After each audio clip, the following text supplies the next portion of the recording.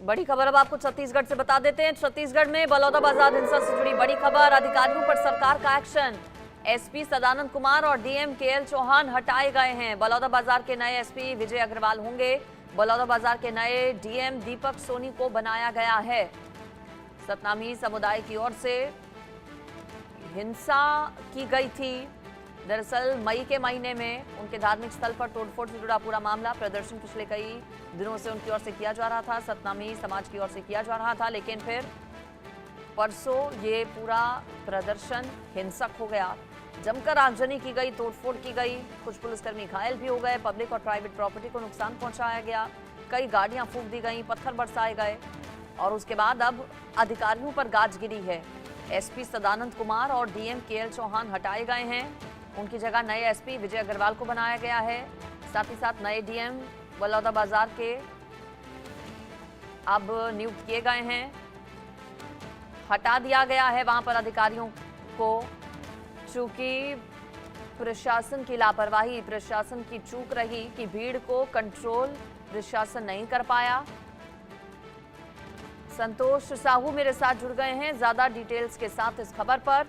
संतोष, ये बड़ी कार्रवाई अधिकारियों पर अब गाजगिरी है, चूंकि अधिकारी पूरे माहौल को भाप नहीं पाए, साथ ही साथ लॉ एंड ऑर्डर में चूंकि चूक का ये बड़ा मामला, अब नए एसपी और डीएम जो बनाए गए हैं उनके कंधों पर बड़ी जिम्मेदारी होगी। फिलहाल इलाके में माहौल कैसा है, ये भी अपडेट दीजिए।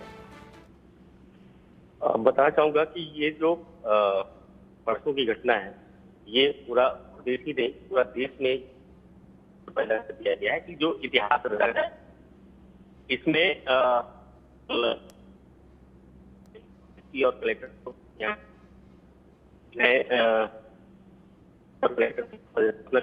किया गया।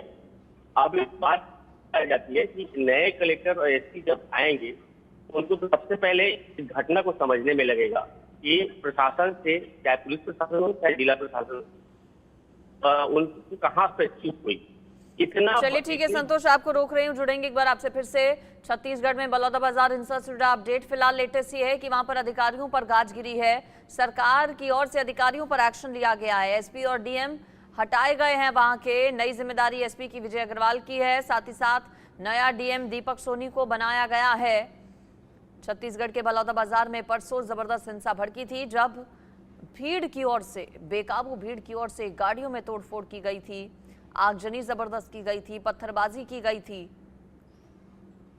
इलाके में तनाव के माहौल को देखते हुए भारी संख्या में पुलिस बलों की भी तैनाती की गई और अब गाजगिरी अधिकारियों पर भी कि आखिर कैसे लॉ एंड ऑर्डर की जो सिचुएशन है वो बिगड़ गई। सुरक्षा व्यवस्था से भी जुड़ा मामला, चूक वहां पर भी हुई, कई लोग घायल भी हो गए जिनमें पुलिसकर्मी शामिल थे कई। दरअसल सतनाम समाज की ओर से आरोप लगाए जा रहे थे पिछले कई दिनों से कि उनकी जो धार्मिक स्थल है वहां पर तोड़फोड़ की गई थी और उसी बात से नाराज लोग सतनाम समाज के चल रहे थे।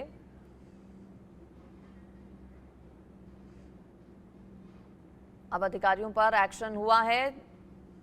एसपी और डीएम वहां पर हटाए गए हैं। कई लोगों को हिरासत में भी लिया गया जिनसे पूछताछ की जा रही है।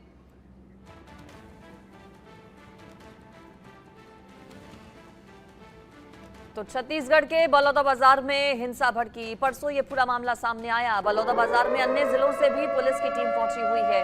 10 स्पेशल फोर्स टीम का गठन किया गया है। 73 उपद्रवियों को गिरफ्तार किया गया है। सोमवार से ही बलौदाबाजार में धारा 144 लागू है। इलाके में तनाव का माहौल है। सिचुएशन हालांकि अभी पूरे तरीके से कंट्रोल में है। भारी संख्या में फोर्सेस की वहां पर तैनाती है, पुलिस की तैनाती है। कई लोगों को गिरफ्तार किया गया है। 70 से 75 लोग बताया जा रहा है कि गिरफ्तार किए गए हैं। उपद्रवी हैं ये सभी। गाजगिरी है प्रशासन पर भी। वहां पर डीएम चेंज कर दिए गए हैं, डीएम को हटा दिया गया है, साथ ही साथ एसएसपी को भी हटा दिया गया है। हिंसा में पेट्रोल बम का भी इस्तेमाल हुआ था। कई लोग हिरासत में भी लिए गए हैं। बलौदाबाजार में आगजनी की गई, तोड़फोड़ की गई। संतोष इस पर मेरे साथ जुड़े हैं हमारे संवाददाता। अधिकारियों पर गाजगिरी है और क्या एक्शन, जिन 73 लोगों को गिरफ्तार किया गया है संतोष, क्या ये सभी उपद्रव में शामिल थे? पेट्रोल बम वहां पर कहां से आए? पत्थर जिनका इस्तेमाल किया गया बताया जा रहा है वो पत्थर भी वहां के नहीं हैं। पहले से पूरी तैयारी थी, पूरी साजिश थी? मास्टरमाइंड कौन इसका? क्या मास्टरमाइंड की भी हुई है गिरफ्तारी? कि अभी तक के मास्टरमाइंड की गिरफ्तारी नहीं हो चुकी है, कि इसलिए कि अभी तक उस भीड़ में ये पता नहीं चल पा रहा कि किसके निर्देश में या किसके जानकारी में ये सब चीज घटना घटी है। यहाँ पे युवाओं की जो फौज थी, ये उपद्रवियों की जो फौज थी, उनके पास ऐसे ऐसे डंडे, हथियार और पेट्रोल सब साथ में रखे थे, लेकिन पुलिस को भनक लगी। मैं ये कहना चाह रहा था, इसमें एलआईबी की जो शासन की एलआईबी होती है, पुलिस प्रशासन की एसआईबी टीम होती है, उनको तनिक भनक नहीं लगी कि ये 10,000 की भीड़ अचानक कलेक्ट्रेट में धावा बोल देगा और कलेक्ट्रेट में आकर के आगजनी करेगा, जिसमें 50 कार, सैकड़ों गाड़ियां, मोटरसाइकिलें जल करके राख हो गई है। आज संतोष, बताया जा रहा है कि कल सतनामी समाज की मुख्यमंत्री से भी मुलाकात हुई है, उस मुलाकात के बारे में भी अपडेट दीजिए।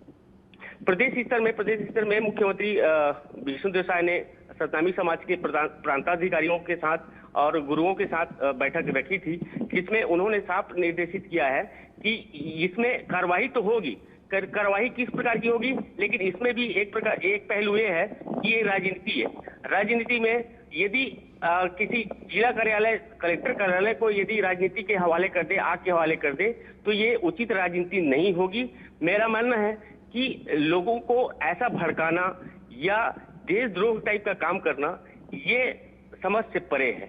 रही बात देर रात कलेक्टर और एसपी को यहाँ से हटा दिया गया, वहीं दीपक सोनी को और विजय अग्रवाल को यहाँ पे तैनात किया गया है, लेकिन इनका मतलब समझ में इन्हें नहीं आ रहा है कि नए जिला एसपी और नया जिला कलेक्टर आखिर में किन पहलुओं को देख करके यहाँ पे अपना काम शुरू करेंगे। ऐसे भी कलेक्टर ऑफिस पूरी तरह से जल करके खाक हो गई है, फाइलें जल गई हैं, कंप्यूटर जल गई हैं, कर्मचारी की मोटरसाइकिल जल गई हैं, कार जल गई हैं। तो इसको बनने में भी या सुचारू रूप से प्रशासन चलने में भी 6 महीना, साल भर का समय लग सकता है।